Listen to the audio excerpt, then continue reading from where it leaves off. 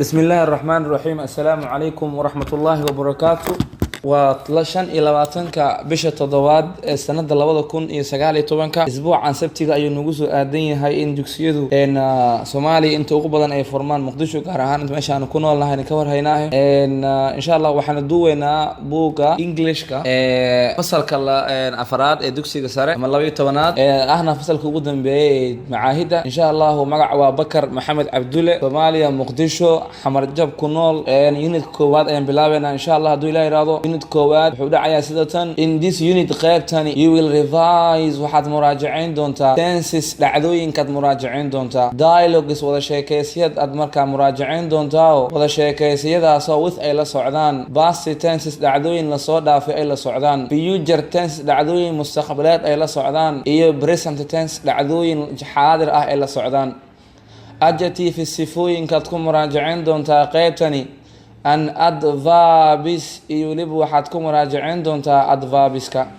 adverb yada ayaad ku muraajaceen doontaa adverb falkaabayaashii ayaad ku muraajaceen doontaa weeyaan punctuation shaqalgelinada ayaad ku muraajaceen doontaa unitkani and capitalizations iyo xuruuf weyneynta ayaan ku muraajaceen doonaa jabtarkan waxaan kaloo ku muraajaceen doonaa insha Allah comparatives isla barbardhigyada and superlatives iyo waliba ugu fiicnaanta ayaynu markaa ku muraajaceen doonaa describing people and things waxaan kaloo jadalkan ku muraajaceen doonaa qeexitaanka dadka iyo waliba ashyaada in la qeexo instructions qaab dhismeedyada ayaan sidoo kale ku aan kaga doodi doonaa ama aan ku muraajaceen doonaa jabtarkani reading comprehensions aqrinta fahanada ayaan ku muraajaceen doonaa insha Allah you will have a short dictation sidoo kale waxaad ku qaadan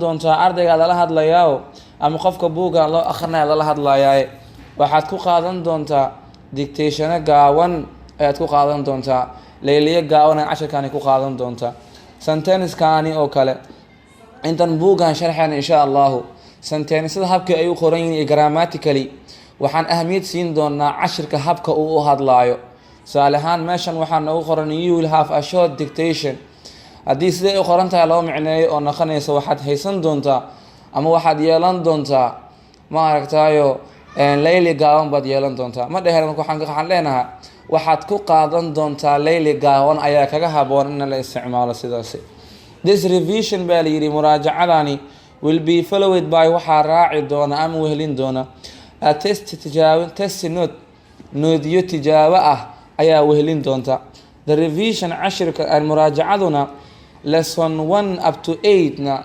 lessonka koowaad cashirka koowaad ilaa iyo kan sideedaadna is waxa waaye for all practice waaye ku celcelin afeed waaye the test tijaawaduna approximately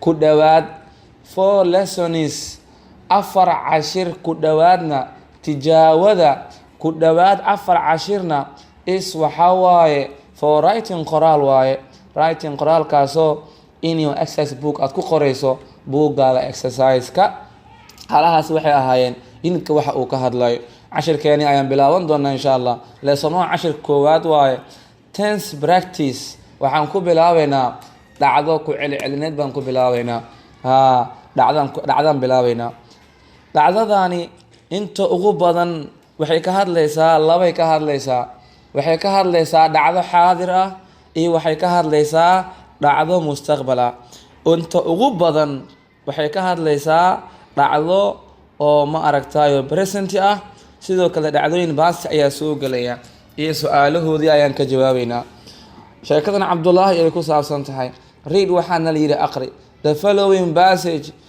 note kan gaawan aqri qoraalkan gaawan passage waxa la yiraahdaa qoraal gaawan baa la yiraahdaa qoraalkan gaawan aqri Abdullahi is a teacher Abdullahi macallin waa la yiri he is 26 years old waxa jira ama isagu 26 jir waaye meeshan 20 waa la dhihi karaa ustaadi 20 waa la dhihi karaa laakiin ani sunaami ahaan macallin ahaan waxaan darbidayaa 20 in la isticmaalo he went wuxuu ka baxay to Lafoole College of Education. wuxuu ka baxay college-ka waxbarashada Lafoole ayuu ka baxay. markaan uu aaday muu isticmaalayna ustaaduna waxaan u isticmaalaynaa wuxuu ka baxay oo macnaheedu tahay wuxuu ka qalan jibiyay ama wuxuu wax ka bartay ayaan markaasi fasirayna. wuxuu ninkan he went to Lafoole College of Education, xarunta waxbarashada ee Lafoole wuxuu ka qalan jibiyay from 1979 to 1981. wuxuu ka qalan jibiyay sanadusiyadka markuu ahaa 1979 ilaa iyo 1981. He is now a teacher at a Baden Secondary School. hadda macallin waaye isaga wuxuuna macallin ka yahay Baden Secondary School, iskuulka sare ee Baden la yiraahdo. weer halkaaso he has taught for 5 years oo wax ka dhigay 5 sano ayuu wax ka dhigay meeshani. he likes wuxuu jecel yahay ninkan Cabdullaahi la yiraahdo teaching very much. wax dhigida ayuu si aad u jecel yahay waaye. next year sanada soo socota waa la dhihi karaa year waa la dhihi karaa. next year sanada soo socota he isagu will probably get married, wuu guursan doonaa weeyaan. but laakiin he is not sure, laakiin ma huwa isaga sure lena. faasi ugu horeyntiina he must save enough money, waa in lacag badan uu urursadaa. waa inuu lacag badan urursadaa to get married, si uu u guursado. so he works very hard, si aad buu u shaqeeyaa inankani ama macallinkani. you can see in this picture, waxaad arki kartaa sawirkiisa. he is working now, hadda wuu shaqeynayaa. oo muxuu qabanayaa? he is preparing a lesson, cashir buu diyaarinayaa. which cashirkaas oo is going to teach, uu bari doono. going to future weeyaa. oo futureka wuxuu noqonayay marna will marna be going to baa la isticmaalayay. marka be going to iyo willna waxyaaba lagu kala sooca waxaa ka mid ah be going to marka la yiraahdo iyada waxaa loo isticmaalaa future planning, waxyaabaha mustaqbalka la qorsheynayo ayaa loo isticmaalaa. marka maadaama uu wax hadda qorsheynayana going to baa ku haboon in la isticmaalo. which is going to teach, taa oo marka uu ku dhigi doono in about 20 minutes. wuxuu ku dhigi doonaa in about ku dhawaad 20 minutes, 20 daqiiqo ayuu ku dhigi doonaa. waayahay markaan baasajkii meeshuu ku idlaaday questionkii baa la aaday marka. what is Cabdullaahi's job? shaqada Cabdullaahi maxay tahay? is a present. haddaba anaga waxaan la tacaamuloonaynaa sentence-ka hadba siduu yahay baan la tacaamuloonaynaa. jawaabaha aan ka bixinayno hadba waxaan ku saleynaynaa su-aasha nala weydiiyay baan ku saleynaynaa. what is Cabdullaahi's job? shaqada Cabdullaahi maxay tahay? waxaan dhahaynaa he is a teacher. waa inaan pronoun isticmaalno. haddii kalena waxaan dhihi karnaa Cabdullaahi is a teacher. Cabdullaahi macallin waaye. how old is he? meeqa jir waaye isaga? he is ayaan dhahaynaa isagu 25 years 26 years old. 26 jir waaye ninkan. waa 26 sano jir. waayahay da'dii waan sheegnay. su-aashan saddexaadna did he go to college, where and when?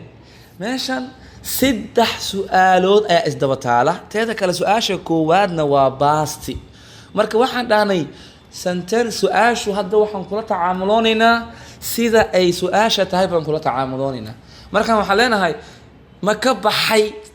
did he go, miyuu ka baxay? yani miyuu dhameeyey to college-ki miyuu dhameeyey weeyaan.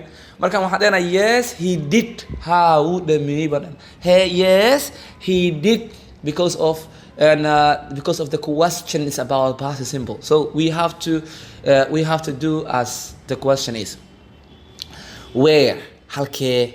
markaasaan waxaan leenahay he went, wuxuu ka qalin badashay ama uu ka baxay to Lafoole College of Education ayuu ka baxay.